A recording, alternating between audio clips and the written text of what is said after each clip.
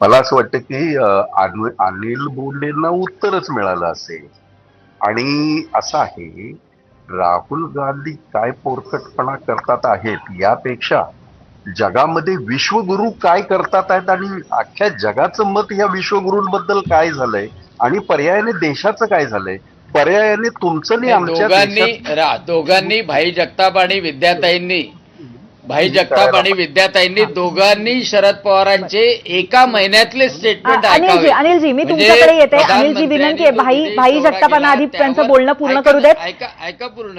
मला असं कारण ते वाटतं बोलत की होते, तुम्ही त्यांना थांबवू नका. मी पुन्हा तुमच्याकडे येते. भाई ऐकून घ्या, तुमचं बोलणं पूर्ण ऐकून करा घ्या. लवकर. माझं म्हणणं असं आहे, या तर त्यांना तरी बोलायला द्या नाही तर मला हो, तरी बोलायला नाही द्या. मी त्यांना ते बोलत- सांगितलंय आपण आपलं बोलणं पूर्ण करावं, मग मी त्यांच्याकडे जाते.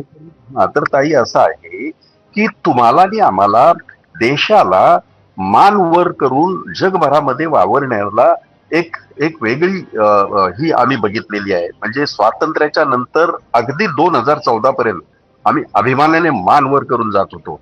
आता मात्र आमच्या देशाच्या विश्वगुरूचं ज्या पद्धतीने